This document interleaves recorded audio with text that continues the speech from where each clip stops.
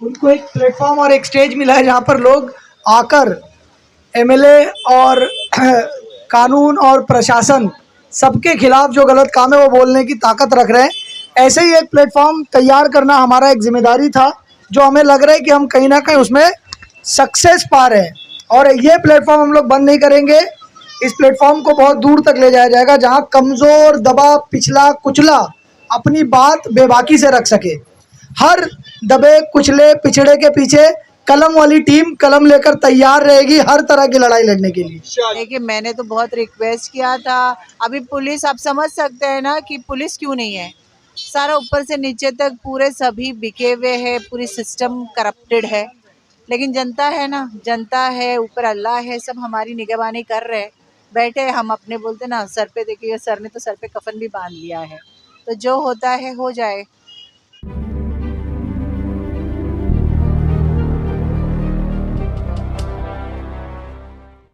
नाजरीन, हिंदुस्तान डेली में आपका खैर मकदम है। उड़ता गोवंडी को लेके, नशे को लेकर आज गोवंडी के ज़्यादातर पार्टी और समाज सेवक मिलकर एक प्लेटफॉर्म पे आए हैं और भूख हड़ताल किए हुए हैं। तो देखते हैं कि इनकी भूख हड़ताल कितनी कामयाब होती है, क्या नहीं होती है। उन्हीं में बैठे हुए अतीक सर, आइए इनसे कुछ पूछते हैं कि सर बताएंगे कि हाँ, भूख हड़ताल रखने का मेन मकसद ये था कि जो नशा बढ़ गया है गोवंडी मानखुर्द के अंदर, लोगों की सुनवाई नहीं हो रही है। नशा बेचने वाले बेखौफ होकर नशा बेच रहे हैं।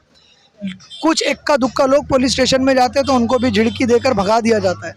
और यहाँ पर कार्रवाई के नाम पर जैसे बहुत सारे लोग यहाँ पर बैठकर उन्होंने अपनी अपनी दास्तान को बताई। उसमें कुछ लोग बता रहे थे कि हमारे सामने 80-90 बॉटल की कोरेक्स की बोतलें पकड़ी गई, लेकिन कंप्लेंट सिर्फ 11 की हुई, और 11 या 12 की हुई, और बाकी को छोड़ दिया गया। तो इन सारी चीज़ों से पता चलता है कि किस तरह से पुलिस का भी जो है इन्वॉल्वमेंट कहीं ना कहीं नशा व्यापार में दिख रहा है। और ये जो भूख हड़ताल रखी गई है, ये ऐसा एक प्लेटफॉर्म क्रिएट करने के लिए भूख हड़ताल रखी गई है, जहाँ पर लोग आकर नशे के बारे में बात करें, नशे बेचने वालों के खिलाफ बात कर सकें, और जिस जिसकी जिम्मेदारी बनती है उसके अगेंस्ट पर यहाँ आकर बोल सकें, और लोग एकत्रित हों। और जब तक गोवंडी से नशे को जड़ से ख़त्म नहीं कर दिया जाए, ये समिति जो नशा विरोधी संघर्ष समिति है, इस समिति का जो है परचम बुलंद रहे। तो अभी तक आज सुबह से आप बैठे हुए हैं, तो कोई जनप्रतिनिधि या कोई पुलिस ऑफिसर आए क्या? नहीं, कोई पुलिस ऑफिसर नहीं है। मिल स्पेशल की जो होती है वो ड्यूटी होती है, बस वही इर्द गिर्द घूम रहे हैं। मैं भी ये देख रहा हूँ कि किस तरह से पुलिस का दोहरा रवैया है। अगर ये प्लेटफॉर्म किसी पॉलिटिकल लीडर का होता तो यहाँ पर पुलिस का तांता होता, जबकि रफ़ीक नगर है, नशे के खिलाफ हम लोगों का प्रदर्शन है, नशे के खिलाफ हम लोग कर रहे हैं, उसके बाद भी हमें सिक्योरिटी प्रॉपर से नहीं दी गई है। और हो सकता है कि कोई नशे का जो लोग हैं नशा बेचने वाले, वो 4, 10, 15 लोगों को तलवार लेकर भेजें और हम लोगों पर अटैक भी हो जाए। लेकिन उसके बावजूद, इतना सेंसिटिव मैटर और इतना सेंसिटिव इलाका होने के बावजूद भी पुलिस की ये दोहरा रवैया जो है कहीं ना कहीं हमें सोचने पर मजबूर कर रहा है। भूख हड़ताल में बैठे हैं क्यों? भूख हड़ताल पे इसलिए बैठे हैं क्योंकि यहाँ की शासन प्रशासन जो हमारे जनप्रतिनिधि है उन लोग सुने नहीं। कंप्लेंट्स के बाद भी कोई कार्रवाई होती नहीं है। जब तक किसी बंदे की जान नहीं जाती है, जब तक किसी बंदे की जान नहीं जागती है, जब तक डिपार्टमेंट की नींद नहीं खुलती है, तो हम उसकी आंखें खोलने के लिए यहाँ पर हम बैठे हुए हैं।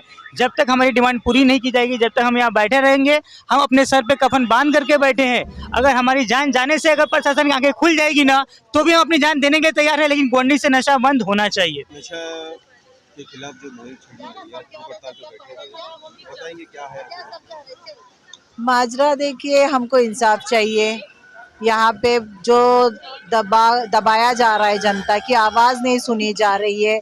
वो नशे की बात हो, चाहे गुंडागर्दी है, यहाँ पे एसएमएस है, यहाँ पे कचरे के बाजू में हम रहते तो हमको कचरा समझा जा रहा है। ऐसे हमको ट्रीट किया जा रहा है जैसे हम इंसान नहीं है, कचरे हैं। हमारी बातें नहीं सुनी जा रही है, तो एक आम आदमी करेगा क्या? हमारे पास हथियार क्या है?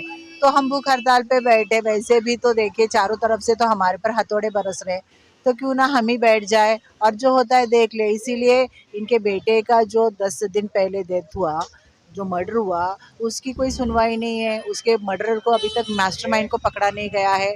नशा 10 दिन के आज तक का आप रिकॉर्ड पूछिए पुलिस से या यहाँ के एमएलए से या यहाँ के जो भी जिम्मेदार है, कुछ नहीं हुआ है। आज भी नशा बेचा जा रहा है यहाँ पे गली मोहल्ले में, जैसा कि आम जैसे सब्जी तरकारी मिलती है वैसा नशा मिल रहा है दुकानों में। पान की दुकानों में नशा है, पान नहीं है, सिगरेट नहीं है, पर नशा पक्का मिलता है। आप नशे का नाम लो, आपको गोवंडी में वो नशा हाजिर है। तो उसके लिए हम ये कर रहे हैं जो हमारे बस में है, जो संविधानिक अधिकार हमारा है, आवाज़ उठाने का तरीका हमारा ऐसा है। ये आपने लीगल तरह के जो परमिशन लेके किया गया है, तो जी। यहाँ पे पुलिस वाला भी नहीं दिख रहा है। आपने जैसे कहा था, जब हमने कहा था कि सादे ड्रेस में पुलिस वालों को भेजा जाए। देखिए, मैंने तो बहुत रिक्वेस्ट किया था। अभी पुलिस, आप समझ सकते हैं ना कि पुलिस क्यों नहीं है। सारा ऊपर से नीचे तक पूरे सभी बिके हुए हैं, पूरी सिस्टम करप्टेड है। लेकिन जनता है ना, जनता है, ऊपर अल्लाह है, सब हमारी निगरानी कर रहे हैं। बैठे हैं हम अपने, बोलते ना सर पे, देखिए सर ने तो सर पे कफन भी बांध लिया है। तो जो होता है हो जाए। नाजरीन के जैसे कि कहा जा रहा है कि नक्शे के खिलाफ इन्होंने एक प्लेटफॉर्म शुरू किया है, उसका नाम है नशा विरोधी संघर्ष समिति।